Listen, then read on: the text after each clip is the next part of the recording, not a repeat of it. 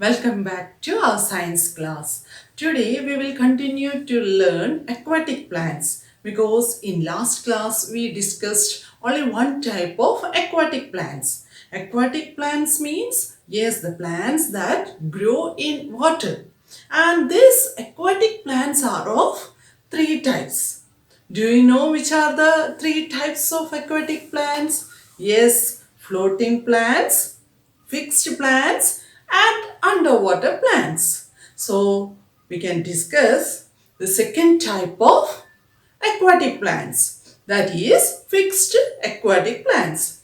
What do you mean by fixed? Yes, somewhere it is fixed.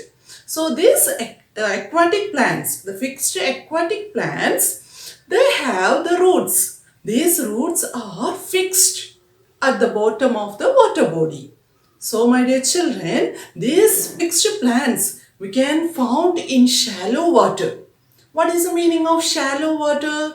Yes, that water not too much deep. Okay, so that is the meaning of shallow. A little water is there. So my dear children, example for such type of fixed plants are lotus, water lily. All these are the examples of fixed plants. Now we can check which are the adaptation we can see in this fixed plants. The first adaptation of fixed plant, it has a broad and flat leaf. What is the meaning of broad? Yes, wide leaf. So this wide and flat leaf help the plant or help the leaves to float over the surface of water. So that is the first adaptation of fixed plant. And the second adaptation is this leaf covers or it have a waxy coating.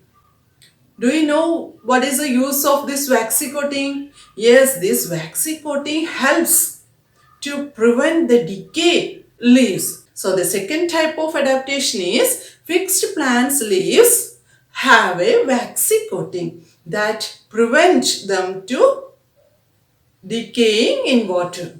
And the third adaptation is the stomata are present in the leaves in where, yes, above means upper surface of the leaf. Normally in plants we can see the stomata under surface of the leaf, but in fixed aquatic plants the stomata are present upper surface. So the gases exchange, absorption and release, all this happens through this stomata. And the last adaptation of the fixed plant, the fixed plant stem is very thin and long one and hollow also. What do you mean by hollow? Hollow means inside the stem we can see holes or air cavities. So this hollow, long, thin stem help the leaf to reach above the water.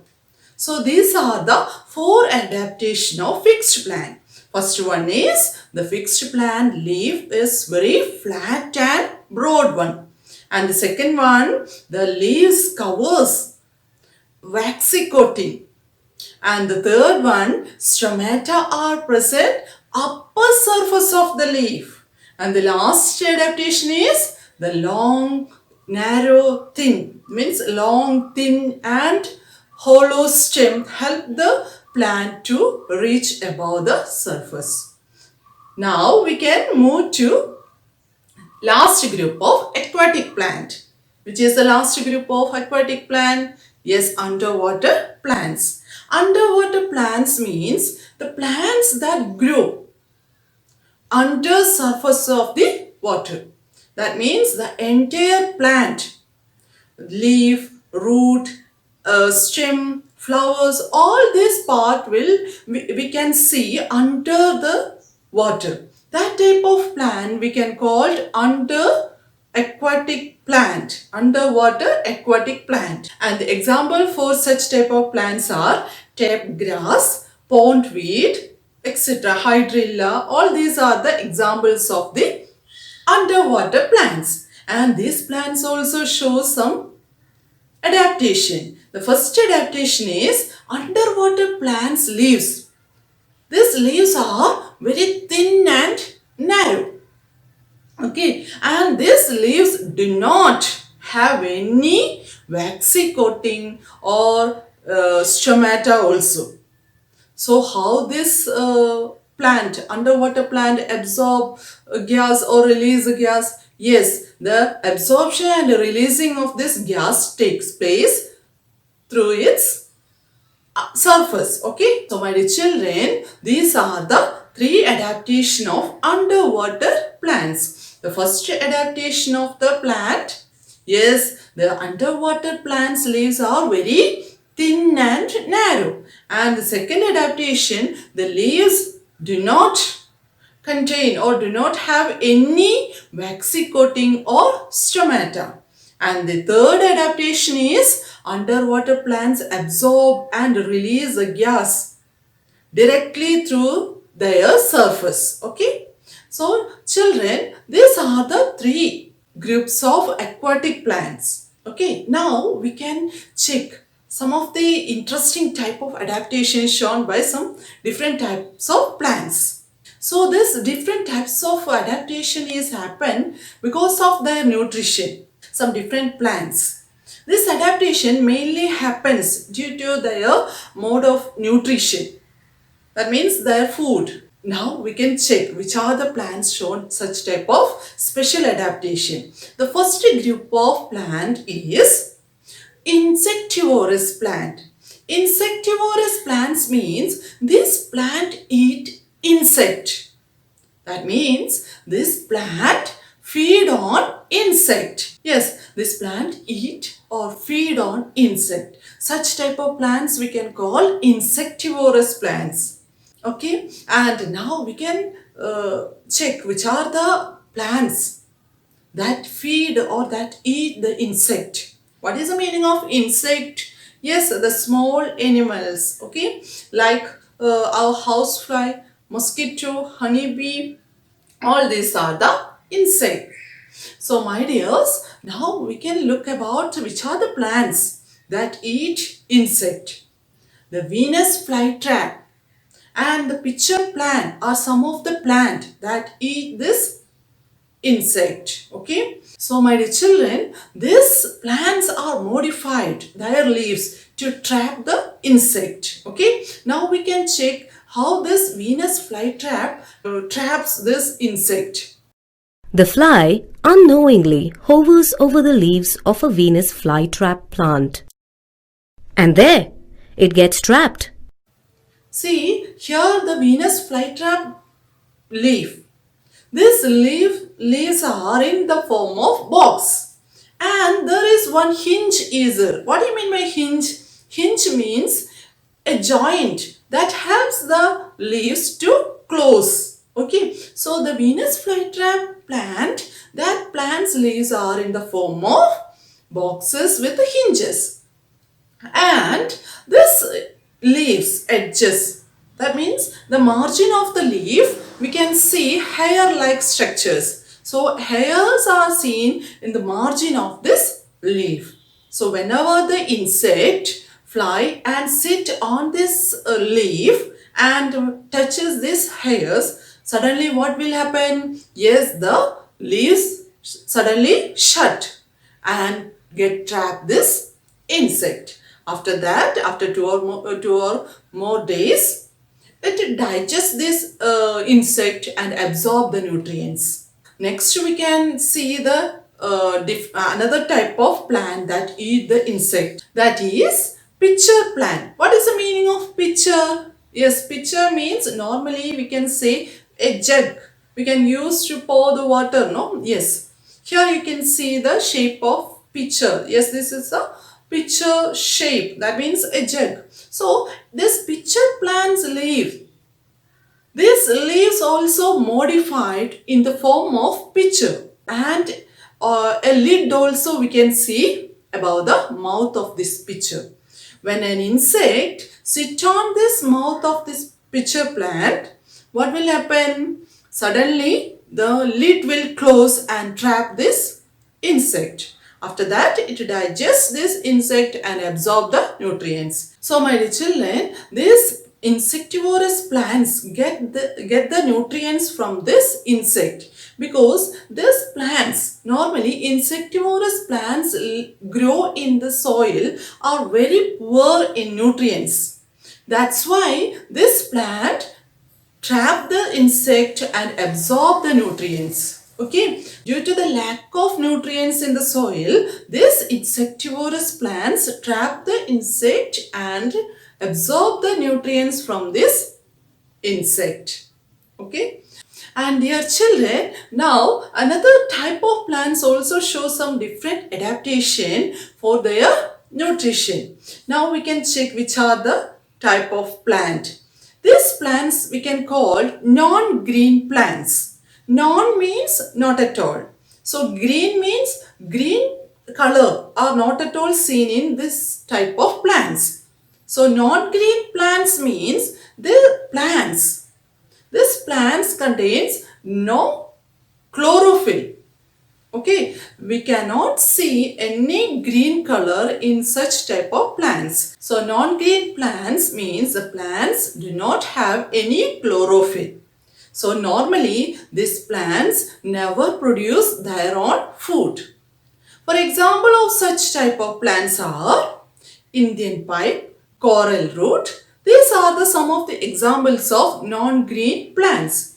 And children, do you know how these plants get the food, and who will give the food to these plants? Yes, these plants absorb the food from the decaying matter. That means the dead plants. It is started to decay, no? So these plants normally lives in such type of conditions. And this non-green plants absorb this food, absorb their food from this decaying matter.